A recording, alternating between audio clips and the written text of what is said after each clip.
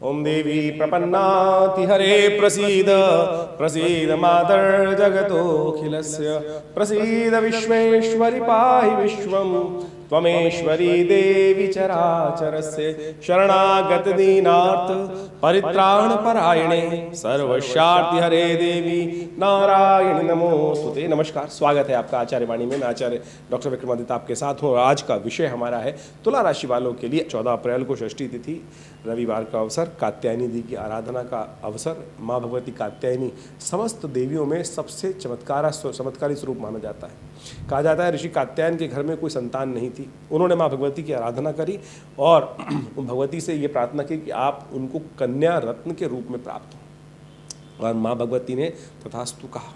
सोचें, इतनी सुंदर संस्कृति भारतीय संस्कृति में, जहाँ हम पर आरोप लगता है कि इस देश के अंदर ऐसी जो व्यवस्थाएं बनी कि जिसके अंदर लोगों ने कन्या रत्न की जगह एक लड़के को प्राप्त करना ही सबसे ज़्यादा महत्व दी, यहाँ कात्यायन ऋषि की इतनी बड़ी कथा आपके समक्ष विराजमान है और जो ये बात कहती है। कालांतर में क्या कुछ कारण रहे वो एक विचारणीय विषय है, उसको हमें समझना चाहिए। लेकिन हमारी संस्कृति यत्र नार्यस्तु पूजन्ते रमन्ते तत्र देवता उस बात को प्रतिपादित करती है और ये कात्यायनी देवी की कथा इसको सारांश रूप में समझने का हमको प्रयास करना चाहिए। खैर, ग्रहों की बात करें तो रविवार का अवसर, षष्ठी तिथि और ग्रहों का योगायोग आपके लिए बड़ा अनुकूल है। भाग्य से बहुत अच्छे काम होने के योग दिखाई देते हैं। ऐसे में भाग्य का आपको लाभ लेते हुए कार्य करने का प्रयास करें। सज्जनता आपके अंदर रहेगी, धर्म में आपकी इच्छा जागेगी, धर्म कार्य करने से भाग्य में उन्नति होने के योग बनते दिखाई देंगे। रवि योग है, नया कार्य करने के लिए दिन अच्छा है। सुबह सुबह भगवान सूर्य का दर्शन करके उनको अर्घ्य दें, कल्याण का योग बनेगा। बात कर लेते हैं 15 अप्रैल की। 15 अप्रैल सप्तमी तिथि, सोमवार का अवसर और कर्क राशि में चंद्रमा का पदार्पण होगा करीब रात्रि में, लेकिन दिन पूरा आपके लिए लाभ का बना हुआ है। चंद्रमा भाग्य में विराजमान है और बहुत सुंदर तरीके से आपके कार्य में उन्नति प्रदान करने के योग बना रहे हैं। इस दिन भगवती कालरात्रि का स्तवन करने का दिन है। देखिए, इन दिनों ग्रहों का योगायोग आपकी राशि के अनुसार से जो चल रहा है वो छठे भाव में प्रबल विजय का योग भी चलता दिखाई दे रहा है। शत्रुओं पर विजय प्राप्ति के योग है। माँ भगवती कालरात्रि का भी स्तवन कर लें तो बहुत सुंदर होगा।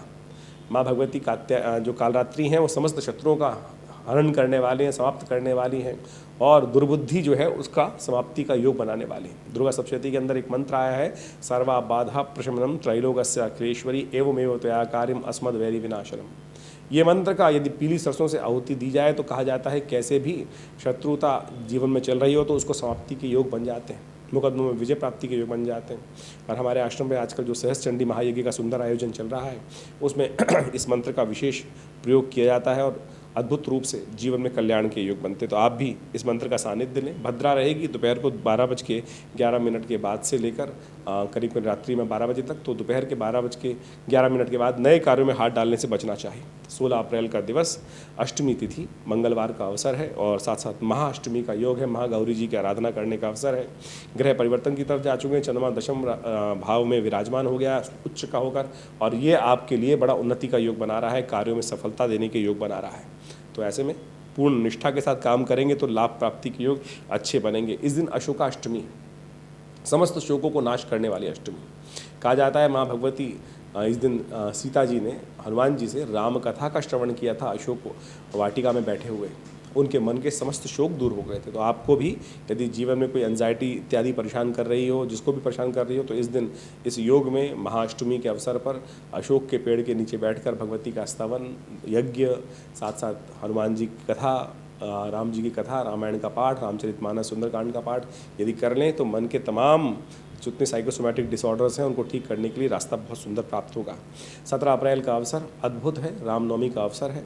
ग्रहों का योगायोग भी बड़ा सुंदर बना हुआ है। बुधवार के दिन नवमी का अवसर, रामनवमी का योग और महानवमी का योग सुंदर तरीके से आपके जीवन में लाभ के योग प्रशस्त करता दिखाई दे रहा है। बट ध्यान रखिएगा, कार्य को करते वक्त एग्रेसिवनेस थोड़ी ज़्यादा हो सकती है, गुस्से को कंट्रोल करने का प्रयास करना चाहिए।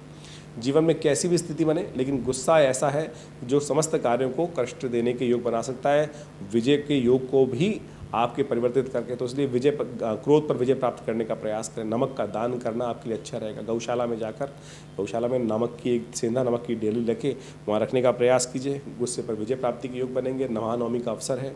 हमने आश्रम पर बड़ा भव्य यज्ञ रखा है जो रात्रि में करीब करीब शाम को 6 बजे से 5 बजे से आरंभ होकर रात्रि में करीब करीब 11 बजे तक चलेगा। और इसमें रामनवमी के अवसर पर, महानवमी के अवसर पर जो संपूर्ण नवरात्र के अंतर्गत यज्ञ चला, उसकी पूर्णाहुति का कार्यक्रम रहेगा। आप सब लोग सादर आमंत्रित हैं, सादर सम्मानित हो सकते हैं इस कार्यक्रम में।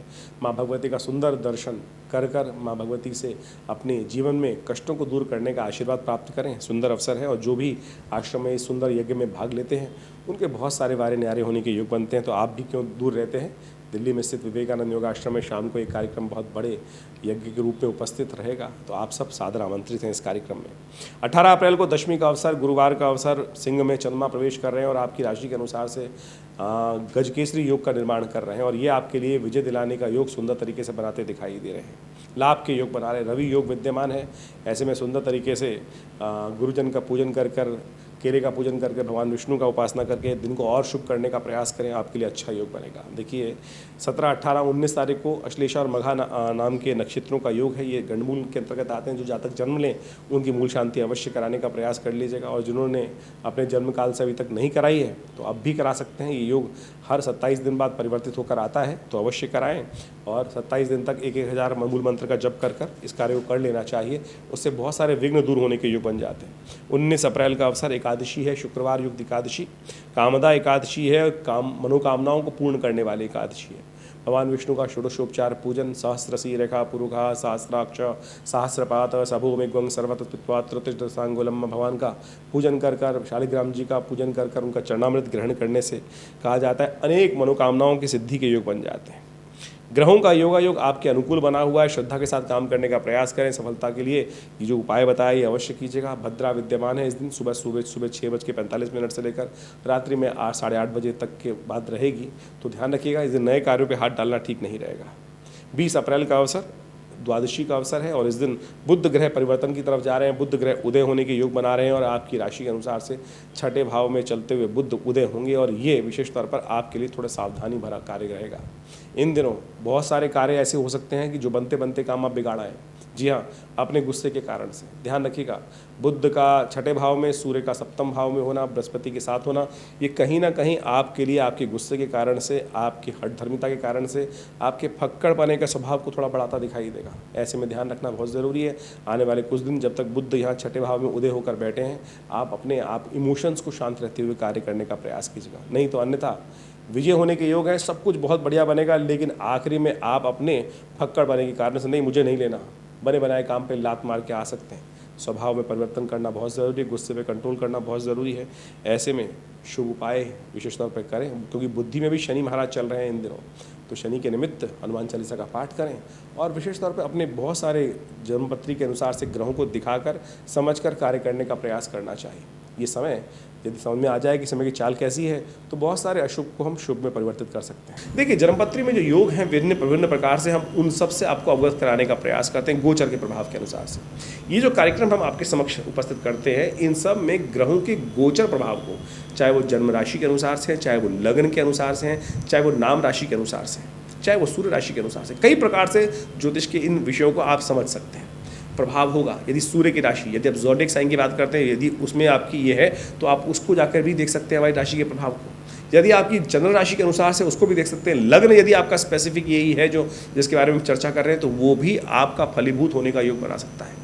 और तो इन सब पद्धतियों से आप हमारे इस राशि फल को गोचर के दृष्टिकोण से देख सकते हैं। लेकिन गोचर तो एक प्रभाव है और वो बहुत प्रत्यक्ष भी है, लेकिन मूल सिद्धांत किस प्रकार का है, आप अपने जीवन में कौन से स्तर पर हैं, पहली पैड़ी पर हैं, 10वीं पैड़ी पर हैं, 100वीं पैड़ी पर हैं, 1000वीं पैड़ी पर हैं, 1,00,000वीं पैड़ी पर हैं, तो उसके अनुसार से प्रभाव होगा।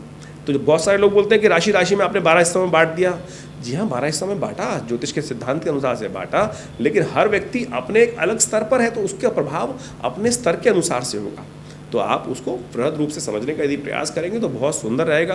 फिर भी दिशाएं, महादिशाएं, जन्मपत्री, मूल जन्मपत्री, षठवर्ग, षोडश वर्ग, इन सब को बहुत अच्छे से देखकर, जन्मपत्री का बहुत अच्छे से एनालिसिस कर आपके बहुत सारे आगे आने वाले समय को जाना जा सकता है और कष्टों को दूर करने का योग बनाया जा सकता है। ये हमारा संस्थान बहुत सारे कार्य इस प्रकार से लगातार कर रहा है। भारतीय योग विज्ञान के संबंध में, पराविद्याओं के संबंध में यह आश्रम करीब करीब पिछले 60-70 सालों से लगातार योग, प्राकृतिक चिकित्सा, भारतीय पराविद्याओं में ज्योतिष के क्षेत्र में कार्य करता है। हमारा आश्रम, ये संस्थान दिल्ली में जमुना पार्क में स्थित है, विवेकानंद योग आश्रम। हमारे पिता आचार्य श्री केशव देव जी महाराज के सानिध्य में करीब करीब 1960 के दशक में ये कार्यक्रम या संस्थान की स्थापना की गई। एक 100 बेड का पूरा योग, प्राकृतिक चिकित्सा, आयुर्वेद का हॉस्पिटल जो भारत सरकार के पैनल पर भी है और विभिन्न बीमारियों में बहुत सुंदर तरीके से जनता के लिए लाभ का कार्य कर रहा है। कमर दर्द में, डायबिटीज़ में, शुगर में, किडनी के डिसऑर्डर्स में, कई प्रकार की समस्याओं को ठीक करने के लिए हॉस्पिटल लगातार कार्य कर रहा है और भारत सरकार के साथ मिलकर भी कार्य कर रहा है। दिल्ली गवर्नमेंट, भारत सरकार, तो बहुत सारे विभिन्न सरकार के पैनल्स पर भी है और उन सब भी आप लाभ ले सकते हैं। इसके अलावा भारतीय पराविद्याओं के संबंध में, यज्ञ विज्ञान के संबंध में, मुद्राओं के संबंध में आपने देखा होगा कि ये विभिन्न मुद्राएं जो है वो हमारे आश्रम के द्वारा ही इस पूरे विश्व में पहुंचाई गई हैं। आज जो भी लोग हैं हमारी इन मुद्राओं के द्वारा, चाहे वो हृदय रोग की ये मुद्रा है, 3 सेकंड में मृत संजीवनी मुद्रा फर्स्ट एड देने का काम करती है हार्ट अटैक के पेशेंट्स में। जबरदस्त मुद्रा है ये। मेरे पिता आचार्य श्री केशव देव जी की अपनी खोज है।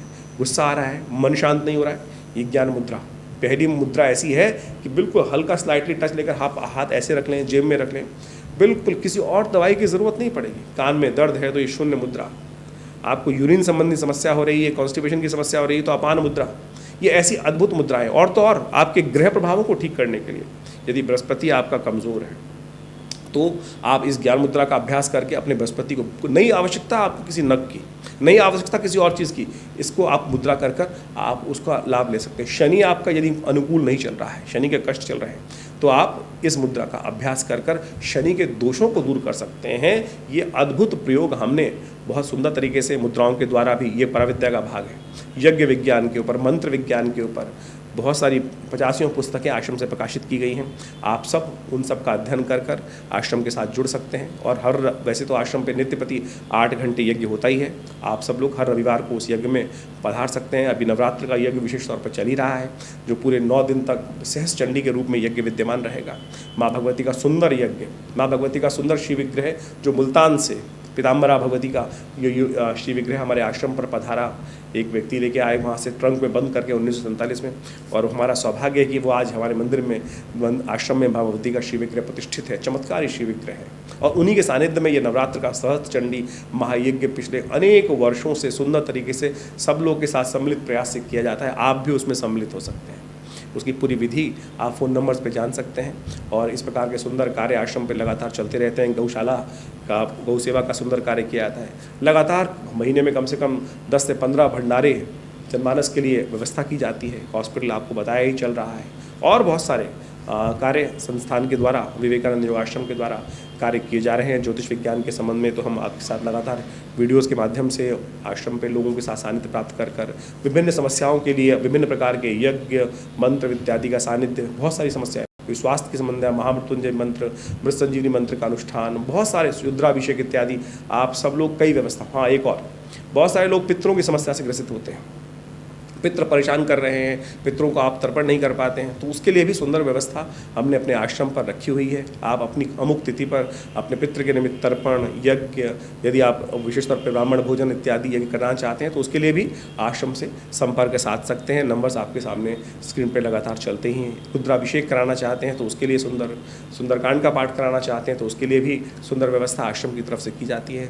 हर मंगलवार को सुंदरकांड का आश्रम में व्यवस्था चलती ही है। तो आप सब इन समस्त कार्यक्रम में आश्रम के साथ जुड़ सकते हैं। विवेकानंद योगाश्रम हमारे पिता आचार्य श्री केशव देव जी के माध्यम से ये स्थापित किया गया और आज हम उसी प्रयास में हम आपके समक्ष इस चैनल के माध्यम से उपस्थित रहते हैं और विभिन्न कार्यक्रमों को अपने आश्रम के बारे में आपको बताने का प्रयास करते हैं। आइए विवेकानंद योगाश्रम में। धन्यवाद, नमस्कार।